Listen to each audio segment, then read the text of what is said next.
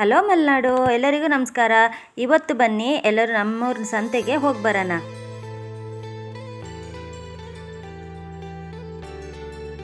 ನೋಡಿ, ಇಲ್ಲೊಂದು ಬಿದ್ರು ಮಟ್ಟಿ ಕಾಣ್ತದಲ್ಲ, ಇದರಲ್ಲಿ ಕಳಲೆ ಇದ್ದಾವೆ.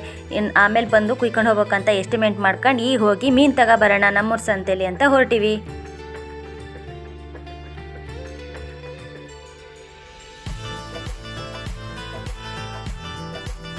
ಇಲ್ಲಿ ಕಾಣಿಸ್ತಿರೋದು ನಮ್ಮೂರಿಗೆ ಹೋಗೋ ದ್ವಾರ. ಇದ್ರ ಹೆಸರು ಮಳಲಿ ಮಠ ರೋಡ್ ದ್ವಾರ ಅಂತ ಹೆಸರು.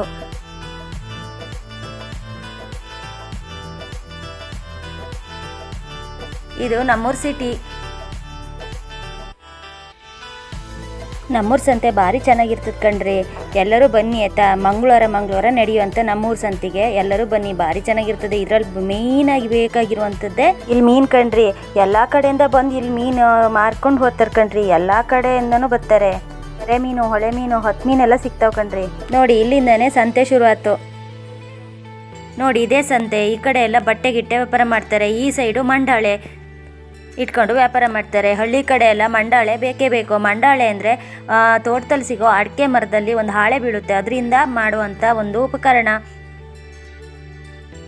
ಬಿದ್ದ ಹಾಳೆನ ತಗೊಬಂದು ಮಂಡಾಳೆ ಮಾಡಿ ಇಲ್ಲಿ ಸಂತೆಲೆಲ್ಲ ತಗೊಬಂದು ಮಾರ್ತಾರೆ. ಎಲ್ಲರೂ ಹಳ್ಳಿ ಕಡೆ ಜನ ತಂದು ಮಾರ್ತಾರೆ, ಬೇಕಾದವ್ರು ತಗೊಂತಾರೆ. ಇದೇ ನೋಡಿ ಮೀನು ಮಾರ್ಕೆಟು. ಮೀನಂತೂ ತರದ ಮೀನಿದ್ದು ಕಣ್ರಿ. ಯಾವ್ದು ತಗೋಬೇಕು ಯಾವ್ದು ಬಿಡಬೇಕು ಅಂತ ಗೊತ್ತಾಗ್ಲ. ಎಲ್ಲ ರೇಟ್ ಮಾತ್ರನೂ ಹಾಗೆ, ಒಂದೊಂದು ಮೀನಿಗೆ ಒಂದೊಂದು ಥರದ ರೇಟು ಅಂತ ಹೇಳ್ತಿದ್ರು.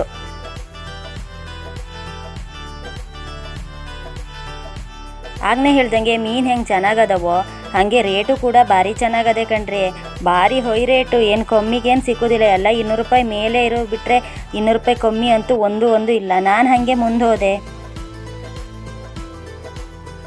ಬೇರೆ ಸೈಡೆಲ್ಲ ಮೀನು ಹೆಂಗದವಂತ ಇಲ್ಲಿ ಕೂತಾರಲ್ಲ ಆಂಟಿಯರೆಲ್ಲ ಬನ್ನಿ ಅಂತ ಕರಿತಾ ಇದ್ರು. ಅವರೆಲ್ಲ NR ಪುರದವರು. ಅವರಿಗೆ ಭಾರಿ ಡಿಮ್ಯಾಂಡ್ ಕಣ್ರಿ ಇಲ್ಲಿ. ಈ ಸರಿ ಯಾಕೋ ಸಮುದ್ರದ ಮೀನು ಬಸ್ಟಾಗಿ ಬಂದಿರ್ಲ ಕಣ್ರಿ. ಈ ಕಡೆ ಎಲ್ಲ ಒಣ ಮೀನು ನೋಡಿ ರಾಶಿ ಕರಿತಾ ಇದ್ರು ಬನ್ನಿ ಅಂತ. ಫಸ್ಟ್ ಟೈಮ್ ಅಲ್ಲ ಕ್ಯಾಮ್ರಾ ಹಿಡ್ಕೊಂಡಿದ್ದೆವು. ನನಗೆ ಒಂಥರ ನಾಚಿಕೆ ಹತ್ಕಂಡ್ರಿ. ಇಲ್ಲಿ ನೋಡಿ, ಇಲ್ಲೊಂದು ಕಡೆ ಸಾಬ್ರ ಅಣ್ಣರು ಒಳ್ಳೊಳ್ಳೆ ಮೀನು ಹಿಡ್ಕೊಂಡಿದ್ರು ಕಣ್ರಿ. ಗೌರಿ ಅಂತೆ, ಅದು ಪಾಪ್ಲೇಟು, ರೆಡ್ ಪಾಪ್ಲೇಟು ಎಲ್ಲ ಕುಯ್ದು ಕೊಡ್ತಾ ಇದ್ರು. ನಾ ಬೇಡ ಅಂತ ಹೇಳಿ ಮುಂದೋದೆ. ಇನ್ನು ಹುಡ್ಕ್ತಾ ಇದ್ರೆ ಆಗೋದಿಲ್ಲ ಅಂತ ಹೇಳಿ ಅಲ್ಲೊಂದು ಸ್ವಲ್ಪ ಗಿರ್ಲು ಇಟ್ಟಿದ್ರು ಕಣ್ರಿ. ಅದನ್ನೇ ನೋಡ್ಕೊಬರೋಣ ಅಂತ ಹೇಳಿ ಹೋದೋ. ನೋಡಿ, ಇದೇ ಗಿರ್ಲು, ಇದು ರೆಡ್ ಪಾಪ್ಲೇಟು. ಅದು 3 ಕಾಣ್ತಾವಲ್ಲ ಬಿಳೆ, ಓದೆ ಅಂತ ಮಿರ್ಗಾಲು ಅಂದರು. ಆಚೆ ಕಡೆ ಗೌರಿ ಅಂದರು. ನಾ ಗೌರಿ ಬೇಡ ಅಂತ ಹೇಳಿದೆ. ಮೊಟ್ಟೆ ಗೌರಿ 1 kg ಅವೆಲ್ಲ ಅಷ್ಟೊಂದು ಚೆನ್ನಾಗಿರಲ್ಲ ಕಣ್ರಿ. 3-4 kg ವರೆಗೆ ಚೆನ್ನಾಗಿರ್ತವೆ. ಈ ಅಣ್ಣವರು ಗಿರ್ಲಿ ರೇಟು 200 ರೂಪಾಯಿ ಅಂದರು ಕಣ್ರಿ. ಈ ರೆಡ್ ಪಾಪ್ಲೇಟ್ ರೇಟು 220 ಅಂದರು ಕಣ್ರಿ. ಆಮೇಲೆ ಬಾರ್ಗಿನ್ ಮಾಡಿ ಆ ರೆಡ್ ಪಾಪ್ಲೇಟ್ 1 kg, ಹಾಗೆ ಗಿರ್ಲು ಅರ್ಧ kg ತಗೊಂಡು ಕಣ್ರಿ. ಅಂತ ಮಾಡಿದ್ರು ರೇಟ್ ಏನು ಹೆಚ್ಚು ಕಮ್ಮಿ ಏನು ಮಾಡಲ್ಲ, ಒಂದು 20 ರೂಪಾಯಿ ಬಿಟ್ಟಂಗೆ ಆತ್ ಕಣ್ರಿ. ಈ ರೆಡ್ ಪಾಪ್ಲೇಟ್ ಕಾಣ್ತದಲ್ಲ, ಇದರಲ್ಲೂ 1 kg ಮೇಲೆ ಇದ್ದು ಬಿಟ್ಟರೆ ಕಮ್ಮಿ ಏನಿರಲ್ಲ. ನಾನು ಹಾಗೆ ಮೇಲ್ಗಡೆ ಸಿಪ್ಪೆ ತೊಗೊಡಿ, ನಾ ಮನೆ ಹೋಗಿ ಹೆಚ್ಕೊತೀನಿ ಅಂದೆ ಕಣ್ರಿ. ಹಂಗಾಗಿ ಬರೀ ಕ್ಲೀನ್ ಮಾಡಿಕೊಟ್ರು.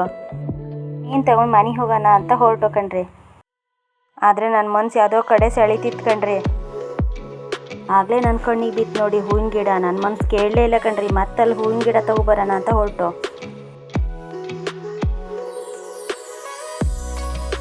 ಆಗಲೇ ಈ ಅಣ್ಣ ಯಾರ ಹತ್ರನೋ ಬಾರ್ಗಿನ್ ಮಾಡ್ತಾ ಇತ್ತು. ಅವರ ರೇಟಿಗೆ ಕೇಳ್ತಾ ಇದ್ರು. ಈ ಹಣ್ಣು ಕೊಡೋಕ್ಕೇನು ತಯಾರಿಲ್ಲ. ನಾನು ಒಂದು ಕೈ ನೋಡೇ ಬಿಡೋಣ ಅಂತ ಮಾತಾಡೋಕ್ಕೆ ಶುರು ಮಾಡಿದೆ ಕಣ್ರಿ. ಇಲ್ಲಿ ಕಾಣಿಸೋ ಯೆಲ್ಲೋ ಕಲರು ಮತ್ತು ಪಿಂಕ್ ಕಲರ್ ಹೂವಿನ ಗಿಡ ಕೇಳಿದೆ ಕಣ್ರಿ. ಒಂದೊಂದಕ್ಕೆ 150 ರೂಪಾಯಿ ಅಂದರು. ಲಾಸ್ಟಿಗೆ ವಾದ ಮಾಡಿ 120 ಮಾಡಿ ಇವೆರಡು ದಾಸವಾಳ ಕೊಟ್ಟರು ಕಣ್ರಿ.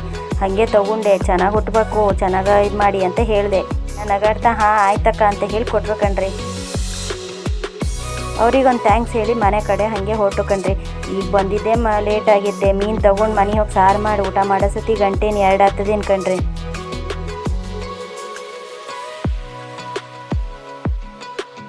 ಮೀನು ಸಾರು ಹೆಂಗೆ ಮಾಡೋದು, ಹಾಗೆ ಈ ಕಡೆ ಎಲ್ಲ ಯಾವ ಹುಳಿ ಬಳಸ್ತೀವಿ, ಆಗುಂಬೆ ಸೈಡು ಮಲೆನಾಡು ಸೈಡೆಲ್ಲ ಹೆಂಗೆ ಮೀನು ಸಾರು ಮಾಡ್ತೀವಿ ಅಂತ ನಾಳೆ ಇನ್ನೊಂದು ವೀಡಿಯೋದಲ್ಲಿ ಸಿಗ್ತೀನತ್ತ.